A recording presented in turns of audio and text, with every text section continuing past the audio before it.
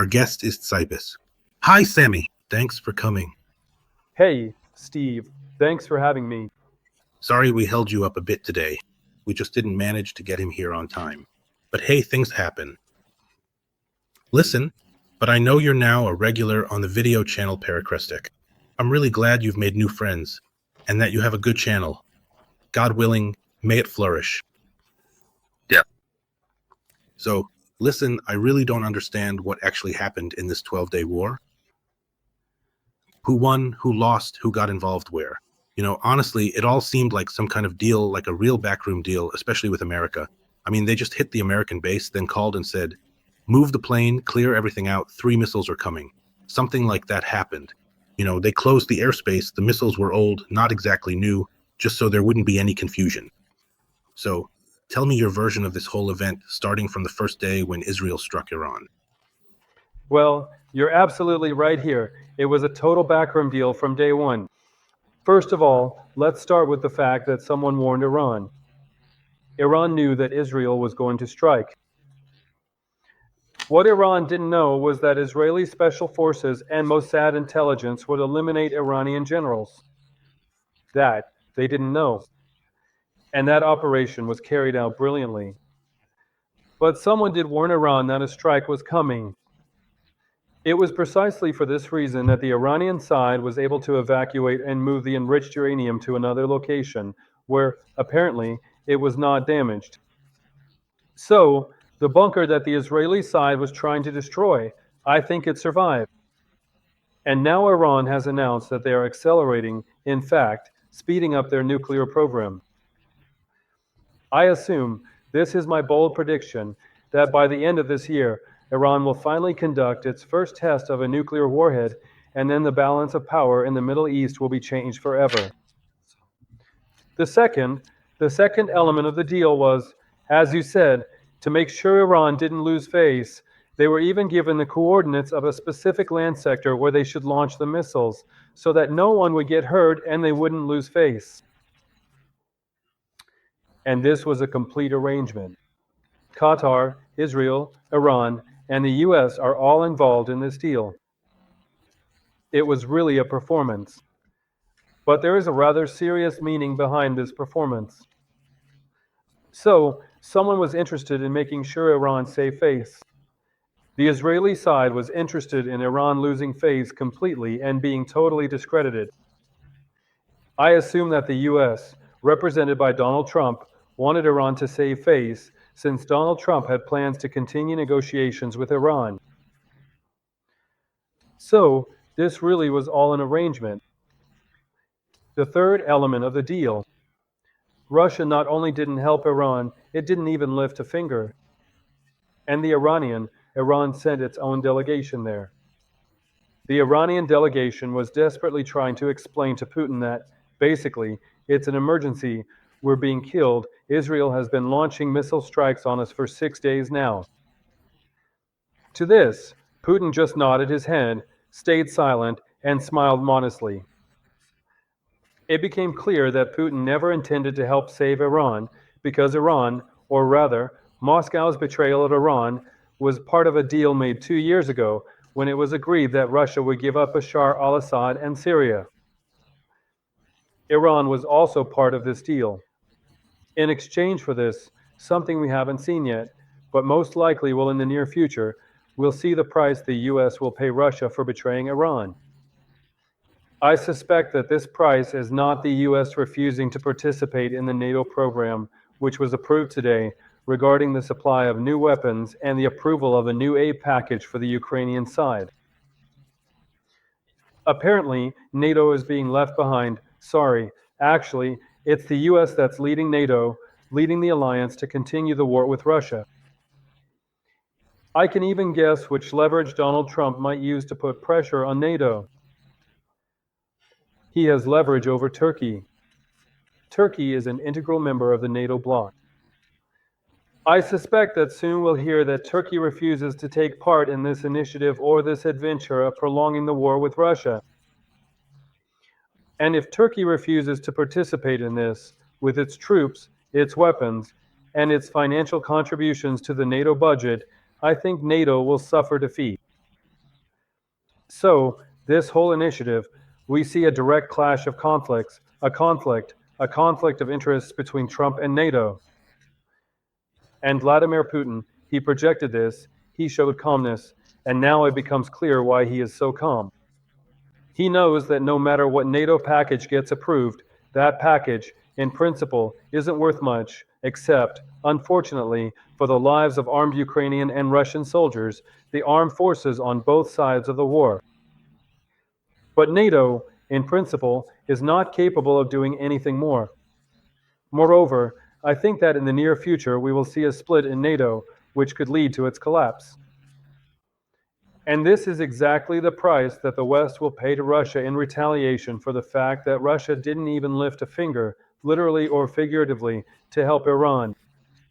So this was a complete deal. The only ones dissatisfied with this deal and the outcome of this war are the Israeli government, which ended up on the losing side.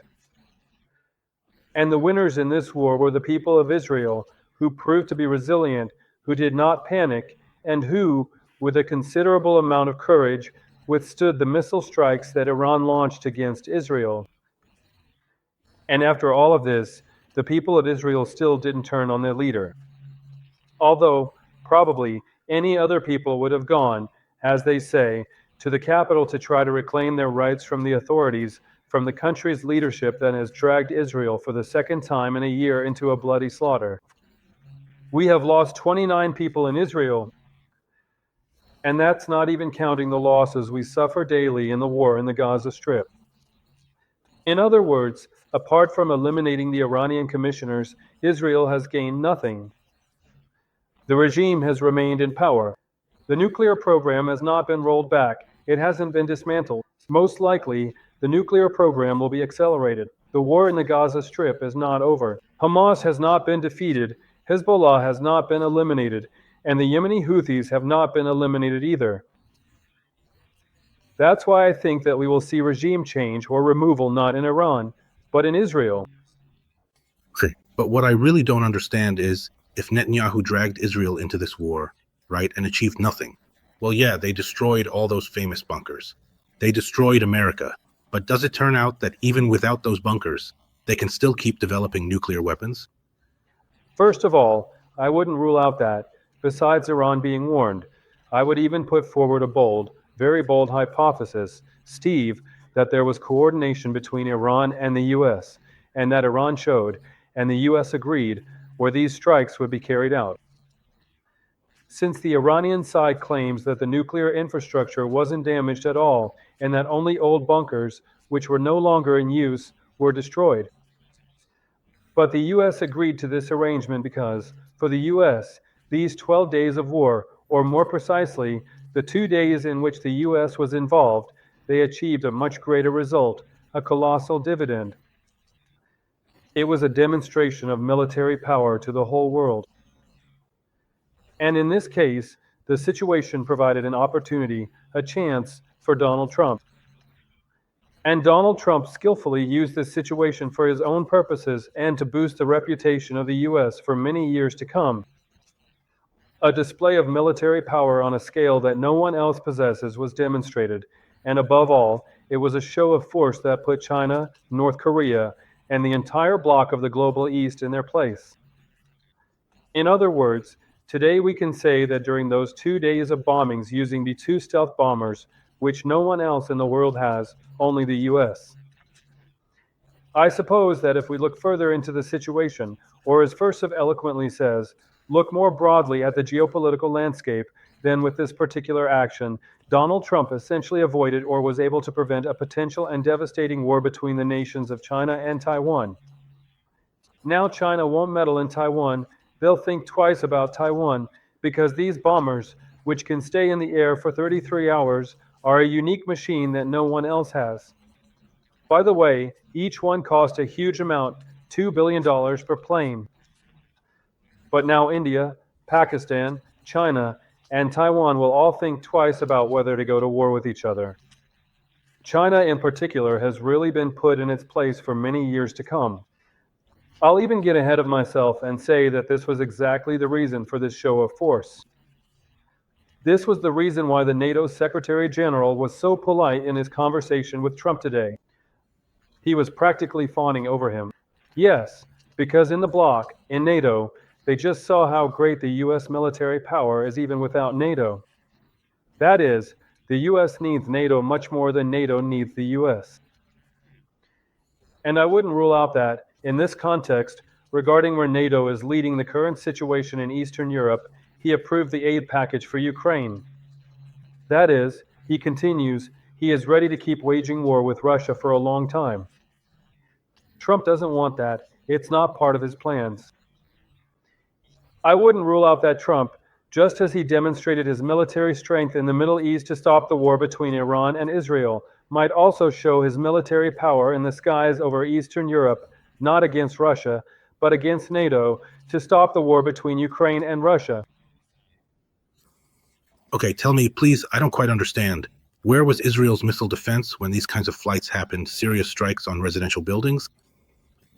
What did Netanyahu not realize what would happen when this war started, that Israel would take a serious hit? As I see it, they really did get hit pretty hard.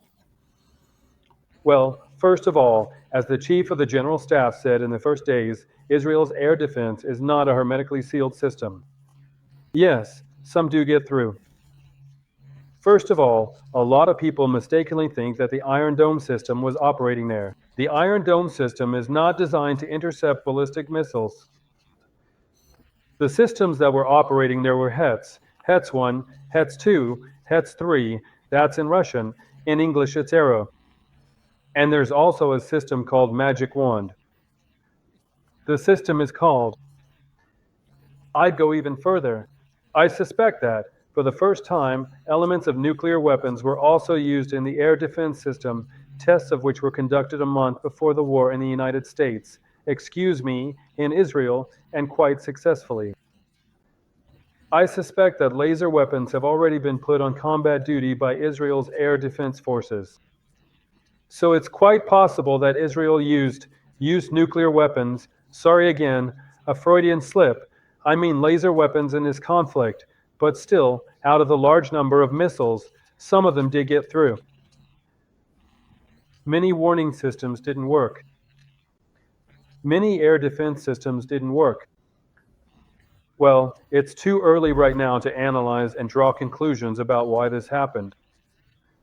Right now, there's actually a commission working on this in the general staff, trying to figure out why these missiles got through. By the way, I want to make a small remark right away. There's a theory that some of the rockets that hit or fell on Israelis might have actually been interceptor missiles that just went off course, changed their trajectory. Interceptors that were supposed to shoot down the Iranian missiles. That kind of thing happens. If a missile malfunctions, it changes course and basically ends up falling on its own country's territory. It's also possible that fragments of both Iranian missiles and Israeli interceptors were falling there. So it's hard to figure all this out. I think we'll never know the truth, because even if there were any malfunctions in the system, that information will be kept classified.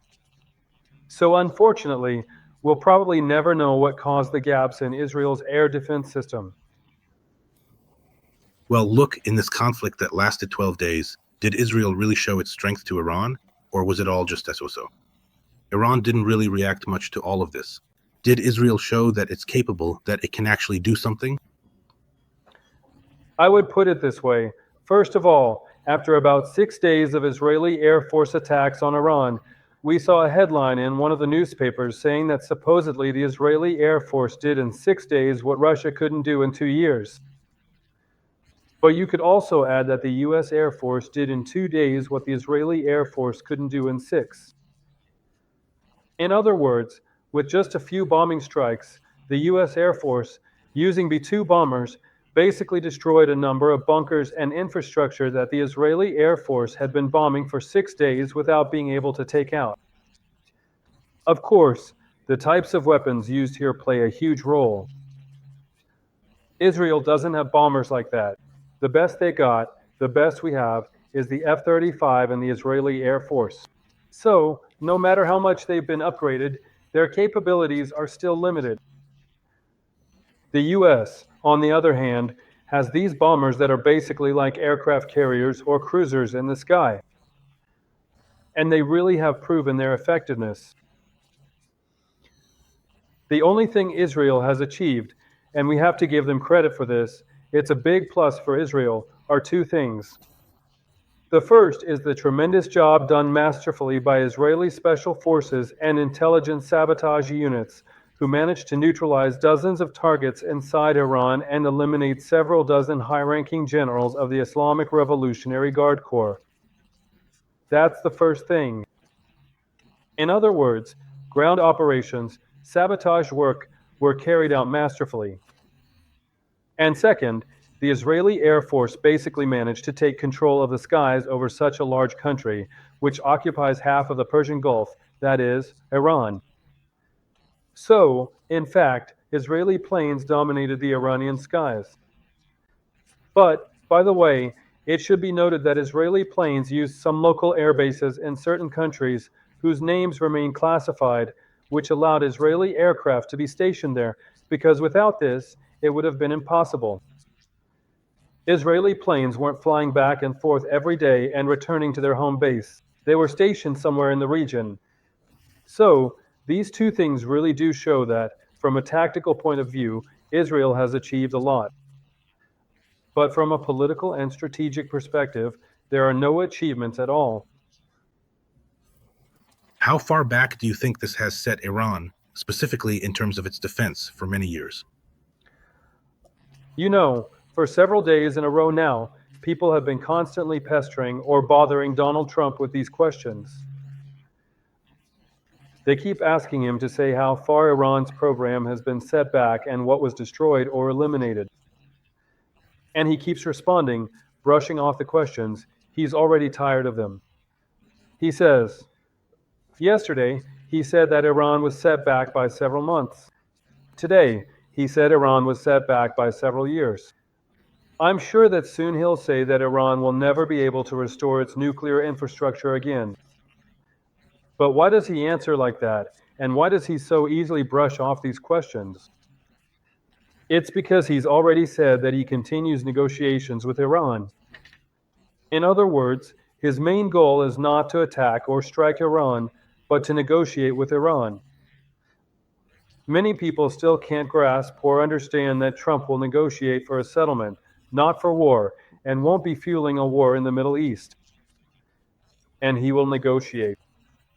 And recently he said that maybe Iran will even sign some kind of agreement in the coming days, or maybe they won't, or maybe not in the coming days, maybe later, or maybe sooner. In other words, he's always misleading people. I'm sure that in the coming days, first of all, we'll see that Iran is negotiating from a position of strength, since Iran hasn't suffered and the regime has remained in power. Secondly, I'm sure that Iran will go to the negotiating table because, of course, Iran didn't like this war.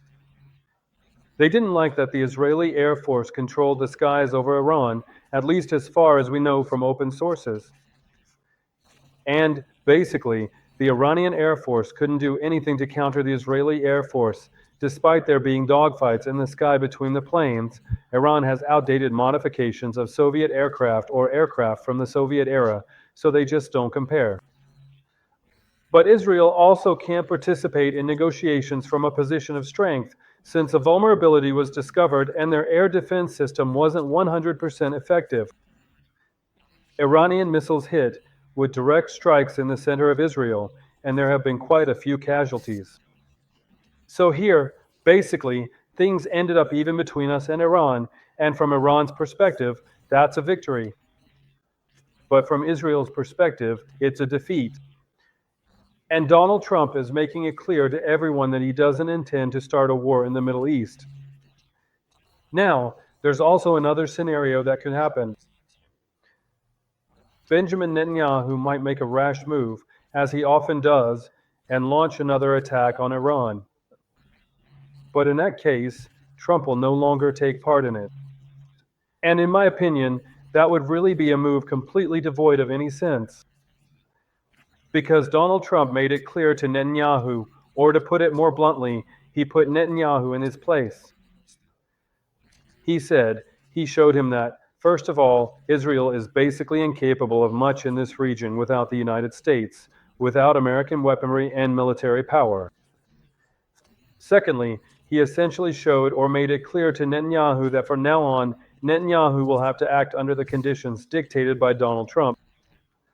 Since without U.S. support, Israel won't be able to withstand or survive a war with Iran one-on-one, because Iran has shown that it can turn this war into a war of attrition, a war of exhaustion.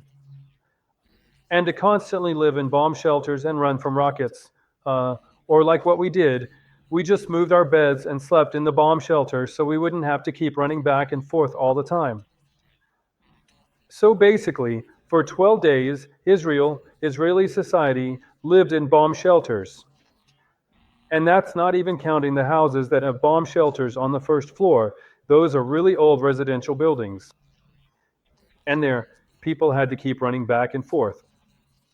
Not to mention, the economy was practically at a standstill. That is, kindergartens and schools weren't operating.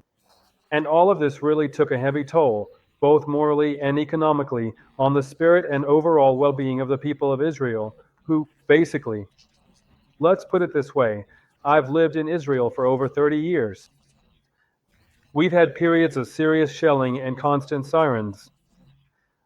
But I have never seen such a massive, powerful, so to speak, a real barrage like this before. These were truly real, meaning we witnessed scenes that no one in Israel could have ever imagined. We actually saw scenes of ballistic missiles hitting Tel Aviv and the suburbs of Tel Aviv.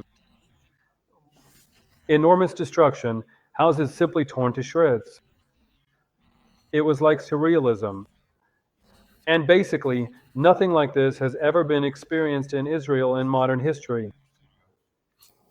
Tell me, please, about the fact that he was removed from power by the military, that something is going on there, but that the Iranian military, or rather the Iranian revolutionaries, have taken power into their own hands. Have you heard anything about this? I haven't heard anything. You probably mean the coup that might have happened in Iran? I haven't heard about that. But everyone saw that Khamenei basically came out of the bunker and addressed the nation.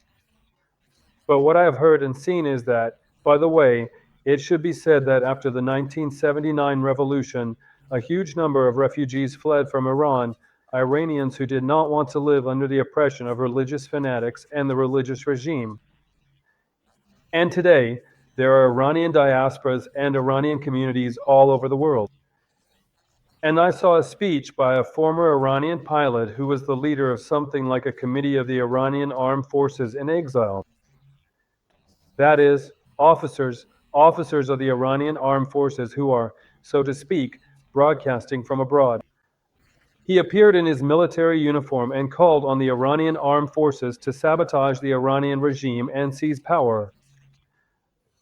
We're talking about the fact that there was an attempt, a multi-pronged attempt, to change the regime. First of all, Western media were provoking an uprising of the opposition inside Iran.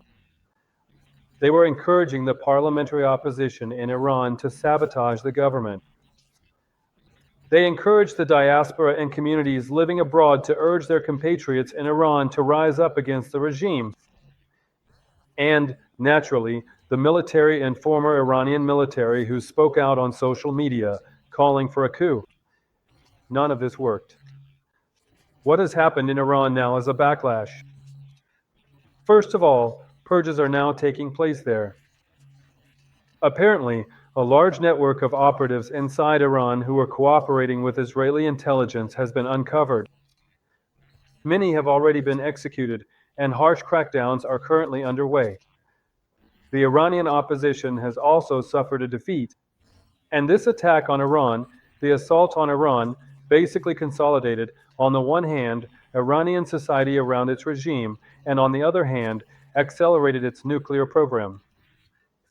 Thirdly, it has basically led to the fact that now the authorities will use this moment, as always happens in history, to sow dictatorship with their iron grip and tighten the regime even more than it was before the attack on Iran. Tell me, please, what is happening in Israel right now? So what is happening with the people in general? Because look, the hostages haven't been returned. The war is basically not won. The nuclear program hasn't been shut down. and there's massive destruction. What is going on among the people right now? What does the future hold for them? Well, as long as I've lived in Israel, I never cease to be amazed by this paradox. If there's one thing you can't take away from Israeli society, it's how quickly people return to their routines after yet another war. By the way, I want to mention that I personally was helping out doing some side work for a friend of mine who works as a paramedic. A week after the events of October 7th, 2023, just a week later, we were already invited. We were booked to work at another music festival just like before. They just moved it to a different location. Instead of the Gaza Strip, they moved it to the Dead Sea. A week after that massive tragedy, these music festivals are still going on to this day. If there's one thing you can't take away from Israeli society, it's their speed or desire to return to routine as quickly as possible. Today already, meaning the very next day after the ceasefire was announced, everything opened up, restaurants, cafes, and the roads were full of cars. The old houses that were hit by rockets, there is damage, and now they're actively demolishing them, just tearing everything down, and soon new houses will be built in their place. Basically, everyone has returned to their routine. Just a few hours after the ceasefire was announced, it was already announced that Ben Gurion Airport would be fully reopening. And now, basically, flights have resumed as if nothing ever happened. So that's the kind of contrast we're seeing. And after the ceasefire, are there still any incoming attacks, I don't know, from the Houthis, or is it completely quiet now? It's completely quiet now. No sirens, no incoming attacks from anyone. The only thing is, now another wound has been exposed, the ongoing military operation in the Gaza Strip, unfortunately, which is still causing losses. Just recently, the day before yesterday, we had such a tragedy. An old model armored personnel carrier hit a mine there. There was a squad inside, 7 people, and sadly, they all died. So this was quite a serious blow. One of the most serious tragedies in the 2 years of the operation in Gaza. And unfortunately, we are suffering losses there. This, of course, damages Netanyahu's reputation. So, on the one hand, Netanyahu, his reputation and rating went up after the war with Iran, but then the very next day it dropped again because of the ongoing war in Gaza and the fact that the hostages and prisoners still haven't been released. It's hard to even imagine what condition they're in after 2 years in captivity. Many suspect that, unfortunately, they might not even be alive anymore. But still, their relatives keep demanding and go out to protest every day, hoping their loved ones will be released. And Trump promised. He made a promise. This morning he said that we are very close to a deal. He means a deal with Hamas.